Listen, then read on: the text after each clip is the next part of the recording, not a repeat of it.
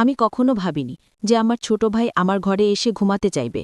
তার বয়স ১৪ বছর এবং যখন সে বলল, আপু আমি একা ঘুমাতে ভয় পাই, তখন আমি খুবই অবাক হলাম।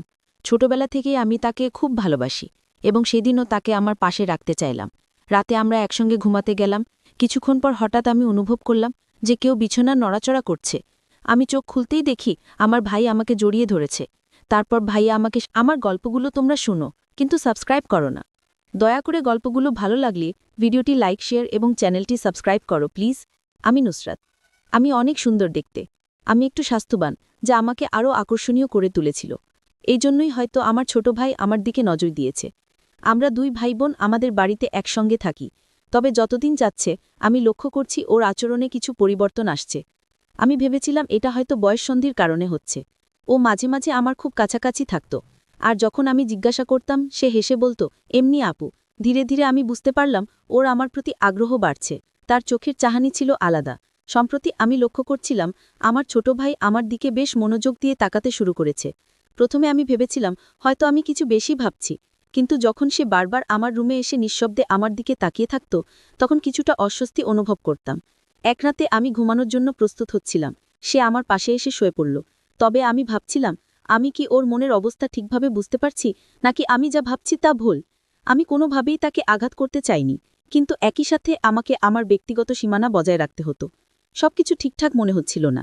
এক রাতে আমি পড়াশোনা করছিলাম। হঠাৎ সে এসে বলে উঠল, আপু তুমি কি আমার উপর রাগ করেছ? আমি অবাক হয়ে তার দিকে তাকালাম। তার চোখে কিছুটা অস্থিরতা ছিল, যেন সে বুঝতে পারছে আমি কিছুটা অস্বস্তি বোধ করছি। আমি শান্তভাবে বললাম, না রাগ করিনি। কিছুক্ষণ চুপ থাকার পর সে বলল, জানি না, কিন্তু যখন তোমার পাশে থাকি তখন আমার ভালো লাগে। তার কণ্ঠে কিছুটা দ্বিধা ছিল, যেন সে নিজেও পুরোপুরি বুঝতে পারছে না কি ঘটছে। তার এই রকম পরিবর্তন আমার কাছে ভয়ের চেয়েও কিছু বেশি ছিল।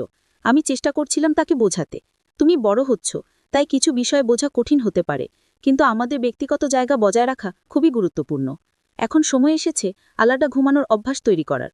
কিন্তু সমস্যা হলো, সে শুধু রাতে নয়, দিনের বেলা তো সবসময় আমার পাশে থাকতে চাইত। আমি যেখানেই যেতাম সে আমার সাথে থাকত। এমনকি আমি রান্নাঘরে কাজ করলেও সে এসে সেখানে বসে থাকত যতক্ষণ না আমি কাজ শেষ করি। একদিন আমি তাকে বললাম, তুমি বন্ধুদের সাথে সময় কাটাচ্ছ না কেন?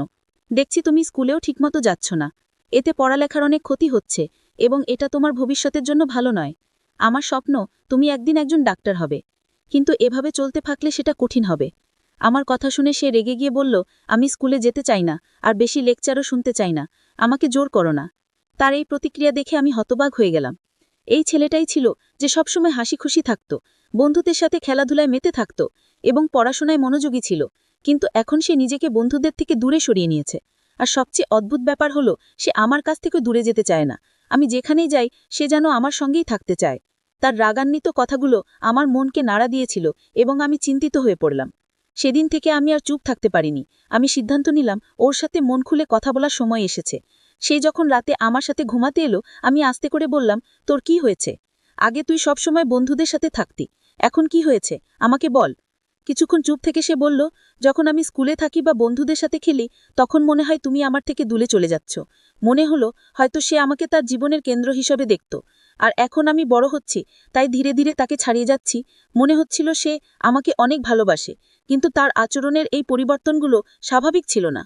আমি তাকে বোঝানোর চেষ্টা করলাম, আমি তোর সাথে আছি, কিন্তু আমাদের আলাদা থাকার এবং ঘুমানোর অভ্যাস গড়ে তোলা উচিত। আমরা এখন বড় হয়েছি। সে রাজি হতে চাইল না।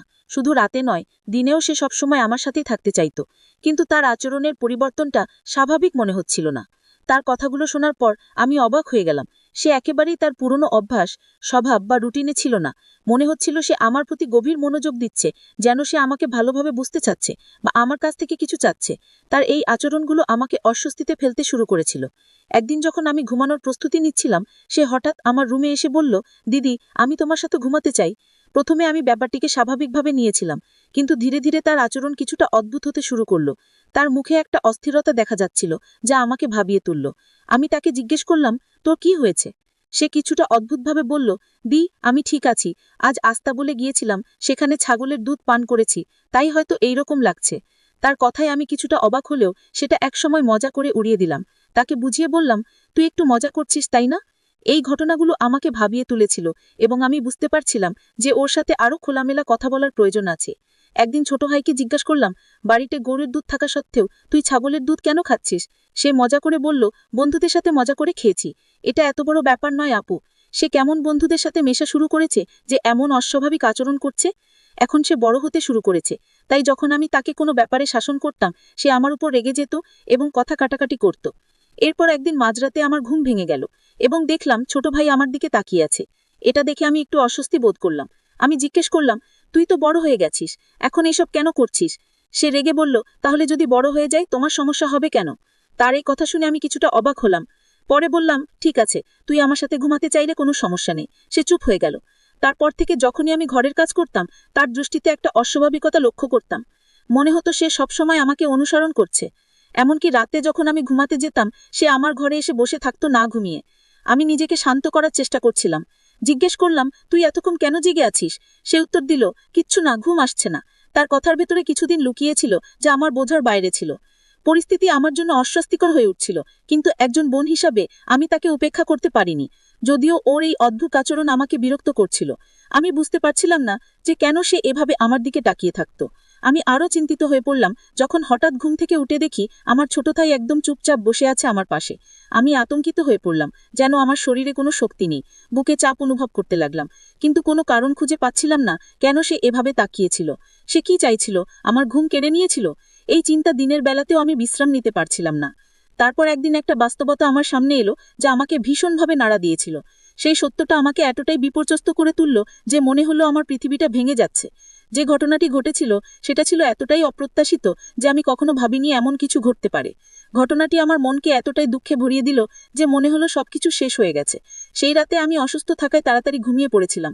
হঠাৎ অনুভব করলাম কেউ আমার বিছানায় বসে আছে। চোখ খুলে দেখি আমার ভাই সেখানে বসে আছে। কিছু বুঝে ওঠার আগেই সে আমাকে শক্ত করে জড়িয়ে ধরল। আমাদের দুই ভাই বোনের জীবন শুরু থেকেই কঠিন ছিল। ছোটবেলায় আমাদের বাবা মা খুব অল্প সময়ের মধ্যে আমাদের ছেড়ে চলে যান। আমি তখন মাত্র 12 বছরের ছিলাম, আর আমার ভাই ছিল আরও ছোট। একদিন বাবা মা এক আত্মীয়ের বাড়িতে গিয়েছিলেন। ফেরার পথে তারা একটি দুর্ঘটনার শিকার হন এবং দুজনেই মারা যান। যখন আমি স্কুলে ছিলাম প্রিন্সিপাল আমাকে এই খবরটি দিলেন, মনে হলো আমার পুরো পৃথিবী ভেঙে পড়েছে। বাবা মা চলে যাওয়ার পর আমাদের জীবন সম্পূর্ণ পাল্টে গেল। এই দুর্ঘটনার প্রভাব আমার ভাইদের উপর অনেক গভীর ছিল। সে তখন থেকে ভীষণ কষ্টে দিন কাটাচ্ছিল। তার কান্নার ভেতরেই আমি বুঝেছিলাম যে এত অল্প বয়সে সে কত বড় শোকী বয়ে বেড়াচ্ছে। আমার ভাই তার বাবার সাথে ঘুমাতে অভ্যস্ত ছিল, কিন্তু তার মৃত্যুর পর সে ভীষণভাবে ভেঙে পড়ে। আমার চাচা তাকে একজন ডাক্তারের কাছে নিয়ে যান এবং ডাক্তার তাকে ঘুমের ওষুধ দেন। ওষুধের কারণে সে বেশিরভাগ সময় ঘুমিয়ে থাকত। আমাদের বাড়িতে দুটি অংশ ছিল, একটি আমাদের আরেকটি ছিল চাচার। চাচার দুই ছেলে ছিল কিন্তু কোনো মেয়ে ছাইল। আমি তাকে খুব স্নেহ করতাম। চাচির মনে সবসময় মনে হতো আমি যেন তার সন্তানেদের অধিকার ছিনিয়ে নিচ্ছি। যদিও তার দুই ছেলেও আমাকে পছন্দ করত এবং আমাদের সম্পর্কের ব্যাপারে কখনোই আপত্তি করত না, তবুও চাচি আমাকে অপছন্দ করতে শুরু করেছিলেন, বিশেষ করে যখন তিনি মনে করতেন আমি তার প্রতি অন্যায় করছি। আমার মা একটি সমৃদ্ধ পরিবারের মেয়ে ছিলেন এবং চাচি তার কারণে সবসময় মানসিক চাপ অনুভব করতেন। আমার মা বাবা সবসময় আমাদের পাশে থাকতেন। আমি যখনই তাদের বাড়িতে যেতাম চাচি আমাকে অনুসরণ করতেন এবং বলতেন যে আমি আর ছোট নই, আমার এবং আমার ভাইয়ের যত্ন নেওয়া উচিত।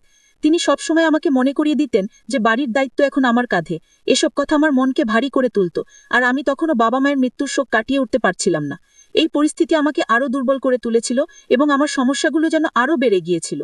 আমি প্রতিদিন মা বাবার কথা মনে করে কাঁদতাম। আমরা তাদের জীবনে কতটা সুখী ছিলাম, কিন্তু এখন মনে হচ্ছিল যেন আমাদের পৃথিবী উল্টে গেছে। এত কম বয়সে আমাকে জীবনের কঠিন বাস্তবতার মুখোমুখি হতে হয়েছিল।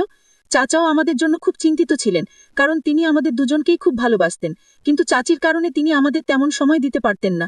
চাচার নির্ভরতা এবং চাচির করা আচরণ আমাকে আরও অসহায় করে তুলছিল। একদিন রান্নাঘরে কাজ করার সময় চাচি আমাদের বললেন, এখন নিজেকে সামলাতে শেখো, কেউ তোমার জন্য কিছু করবে না। আমি জানতাম তিনি হয়তো সঠিক বলছেন, কিন্তু আমার মধ্যে তখনও হতাশা আর শূন্যতা কাজ করছিল। আমার ভাইও স্কুলে যাওয়া বন্ধ করে দিয়েছিল। তার আগের সরলতা হারিয়ে যাচ্ছিল, যা আমাকে আরও চিন্তিত করত। সে প্রায়ই আমাকে প্রশ্ন করত, আপু, মা বাবা কেন চলে গেল? প্রতিবারই এই প্রশ্নে আমি ভেঙে পড়তাম। আমি জানতাম না এর উত্তর কি। আমি নিজেও বুঝতে পারিনি কেন এত কম বয়সে আমাদের এইভাবে একা ফেলে দেওয়া হয়েছিল। পরে যখন চাচি জানতে পারলেন আমাদের পরিবারের অবস্থা সম্পর্কে, তখন তিনি আমাকে খুব বকাঝকা করলেন এবং বললেন চাচা যদি আমার কথা না শুনেন তাহলে কিছুই ঠিক হবে না। এরপর তিনি রাগ করে তার বাবার বাড়ি চলে যান। চাচার জন্য সেটা খুব কঠিন সময় ছিল, কারণ তিনি তার স্ত্রীকে খুব ভালোবাসতেন। মায়ের চলে যাওয়া আমাদের দুজনেরই মন খারাপের কারণ হয়ে দাঁড়ায়। শেষ পর্যন্ত চাচুর পরামর্শ অনুযায়ী আমরা পুরো বাড়ি ভাগাভাগি করে চাচাকে আরেকটা অংশ দিয়ে দিলাম। আমাদের ভাগের টাকা দিয়ে আমরা নতুন একটা বাড়ি কিনে সেখানে শিফট করলাম। তবে যাওয়ার আগে চাচা এমন কিছু করেছিলেন যা তিনিও জানতেন না, এবং সেটি সম্পূর্ণ করে তিনি অত্যন্ত খুশি হয়েছিলেন। চাচা মারা যাবার পর তিনি আমাদের জন্য এলাকায় একটি বাড়ি কিনে দেন। আমাদের আঙ্কেল প্রায় দিনই আমাদের খোঁজ খবর নিতেন এবং সব ধরনের প্রয়োজন মেটানোর চেষ্টা করতেন। কিন্তু আন্টির মনোভাব ভিন্ন ছিল এবং তার স্ত্রীও আমাকে বাড়িতে রাখতে চাইতেন না। আমার ভাইকে আলাদা থাকতে হয়েছিল। আমি তখনই সিদ্ধান্ত নেই ভাইয়ের দায়িত্ব আমি নিজেই নেব। আমি বাড়িতে থেকেই প্রাইভেট পড়াতে শুরু করি